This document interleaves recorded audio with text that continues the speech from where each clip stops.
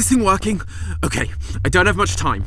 In our last theory, I said that the aliens in That's Not My Neighbor were part of the DDD's plan to take over the world. That was a lie. The DDD made me say that to keep people scared, to hide the truth. The truth is, the aliens are... Hello, Internet! Welcome to Game Theory, the show that needs you to stop the doppelgangers by smashing that emergency subscribe button. Quickly, before they get in!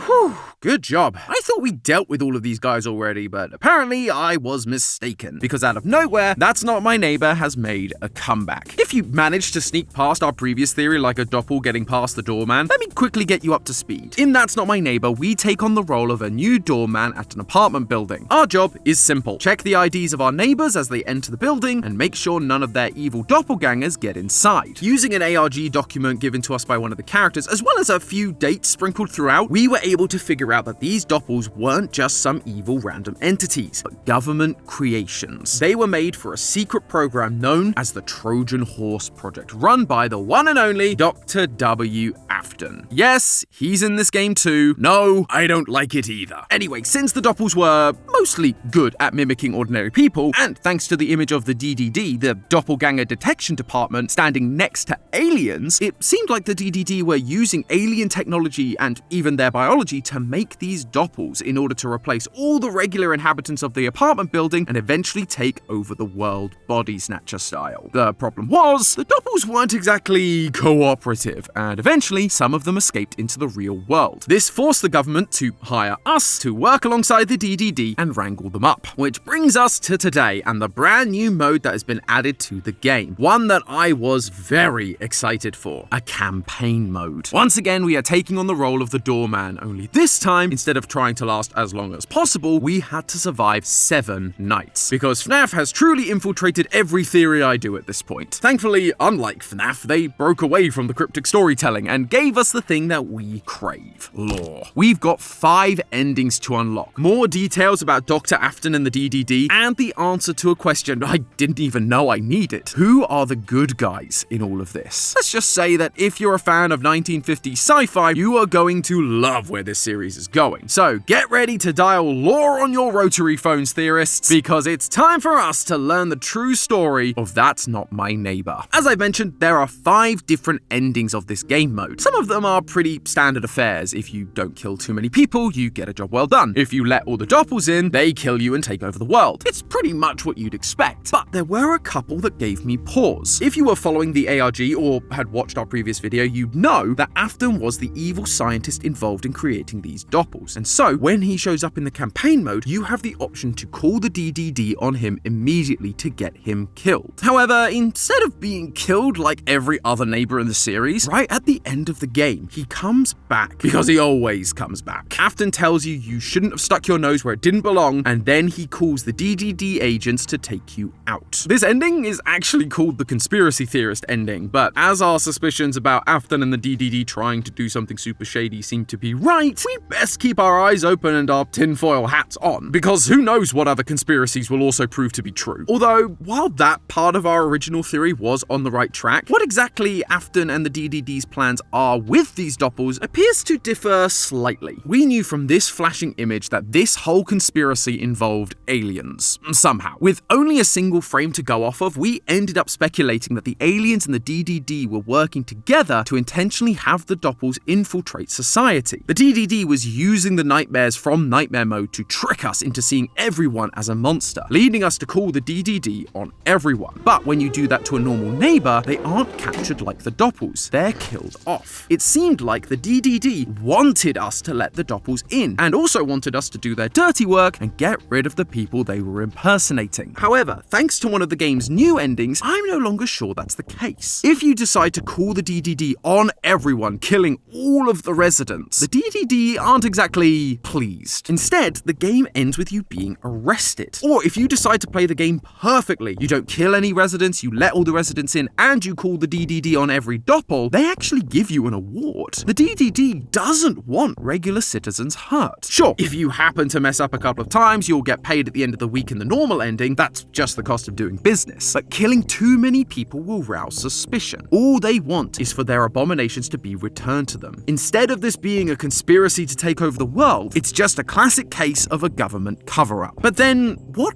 are the doppels for? The game takes place in 1955 after all. Is it just standard Cold War espionage? And if they're not doing an Invaders of the Body Snatchers parody, where do the aliens fit into all of this? Well, thankfully, it's not just new endings we got in the campaign mode. There's one other key element that shines a UFO-sized spotlight on this particular mystery, which in turn helps us to understand what the DDD really wants. Each night, we are shown newspaper clippings that tell the story of a man named Chester Titor. Chester used to be an ordinary farmer. That was until, according to him, he started being harassed by aliens. One night, Chester claims he saw and even shot at the aliens. Over the next few nights, the aliens continue to harass Chester. They circle his property. They even steal some of his cows, including his most precious cow, Lulu. 07's in the chat for our girl Lulu. Eventually, Chester himself goes missing, only to be returned the next day. But now he's changed. According to his family, he's babbling nonsense. He claims he was abducted by aliens who sent him to the future, where he learned all about 21st century life. Now, if you've played this game before, you probably recognize Chester. He's the crazy hippie who randomly shows up at the apartment building and quizzes you about random real-world trivia. So we could easily chalk this whole story up to Chester just being a little eccentric. I mean, the design of Chester himself is a reference to The Truth, a character from GTA San Andreas, a former farmer who claims to have had interdimensional interactions with aliens. In fact, Chester's last name, Titor, appears to be a reference to John Titor, the pseudonym of a person online who in the early 2000s posted on message boards claiming to be a time traveler. But remember, we too were being branded a conspiracy theorist in this game for an idea that proved to be correct. So maybe we should give Chester's story a bit more credence. Plus, unlike those other characters whose close encounters of the third kind were never really verified, when you look at it, Chester's claims seem to be legit. For one, Chester describes the aliens as having large, dark eyes, which match the aliens we saw in that one frame with the DDD. But second, and most importantly, Chester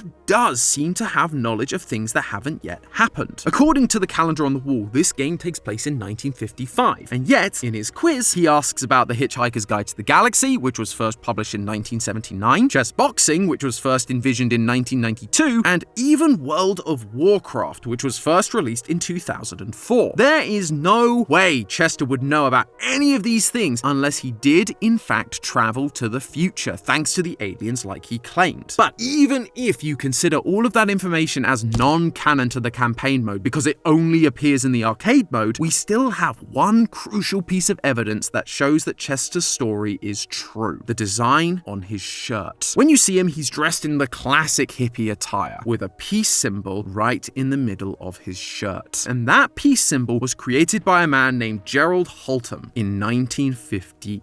3 years after this game takes place. Chester's story is legitimate. He was abducted by aliens right out of his field and shown the world of the future. But the question is, why? Why would aliens care to show the future to a random farmer? And again, what does this have to do with the photo of them in the DDD? Well, it's all to do with that peace symbol. Fun fact, this symbol wasn't made as a generic symbol of peace. It had a specific meaning. It was meant to represent the nuclear disarmament movement. And that ties us back to the real-world history we used in our last video. The main campaign takes place in 1955, the height of the Cold War. At this time, the United States and the Soviet Union had begun building up their massive nuclear arsenals. And that all started 10 years earlier in 1945, the same year as the creation of the Doppelganger program in the game, and the same year that a story arose about an avocado-shaped craft landing in the desert of New Mexico, right near the location of the Trinity nuclear bomb testing site, where the US tested the first ever atomic bomb a few weeks prior. These aliens could have sent Chester anywhere or any when they wanted, but they chose to send a man from the time where nuclear bombs were beginning their development to a time where the anti-nuke peace symbol was most prominent. That cannot be a coincidence. These aliens have the ability to look into the future, and so I suspect they saw the dangers of where humanity was heading with nuclear weapons. Weapons that, if used, would not only threaten all of humanity, but all life on Earth, even the cows. It's actually very similar to another classic 1950s sci-fi film, The Day the Earth Stood Still. I'm telling you, this dev loves some Golden Age era alien movies. In the movie, an alien lands on Earth and we get the classic line, "We have come to visit you in peace." These aliens are non-aggressive. They then warn the humans that aliens from other planets are getting concerned about humanity's aggression and their development of nuclear weapons. It is no concern of ours how you run your own planet, but if you threaten to extend your violence, this Earth of yours will be reduced to a burned-out cinder. I believe we are seeing the same thing play out in That's Not My Neighbor. Despite having the technology to literally travel through space and time, the aliens in That's Not My Neighbor don't seem to want to take over the Earth. Otherwise, they probably would have done it by now. Instead, they're just content flying around farms, abducting cows, learning about what life is like on this planet. Heck, Chester literally shoots at them, and yet instead of zapping him out of existence, they decide to capture him and send him on a journey through time to show him the ways of peace. These aliens didn't show up in 1945 to discuss helping the DDD, they came to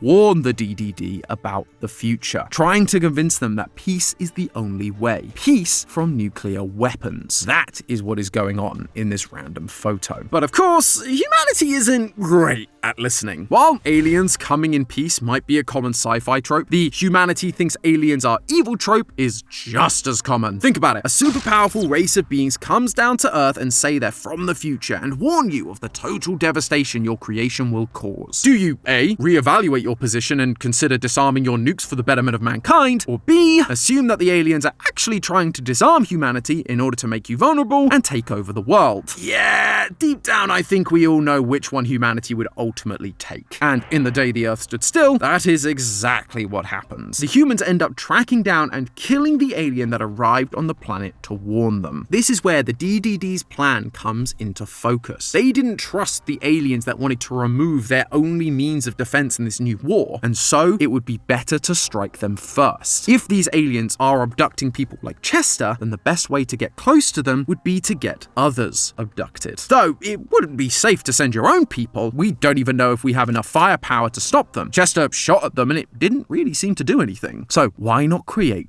doppelgangers? Creatures indistinguishable from real humans with perfectly replicable verbal communication, regardless of language, be it English, Russian, or perhaps Blizzball, all while having an insatiable appetite for death and violence. Then, when the aliens inevitably capture one of these doppels instead of the humans they were supposed to, these doppels can study the aliens' behaviors, kill them, and report back to the DDD. That's why when you call the DDD to report a doppel, they aren't killed like the neighbors, they're captured. They're still useful. They could still be trained to be more obedient and carry out the mission they were literally born to do. It's also why, despite nearly every character in the building having a doppel of their own, including Afton, Chester doesn't. I mean, what good is it to make a doppel of him when he's already been abducted? They've already shown him the future and, based on his shirt, convinced him to join their cause. They're unlikely to pick the same guy twice, and so a doppel of him just has no purpose. And all this time, we thought the doppels were created to spy on political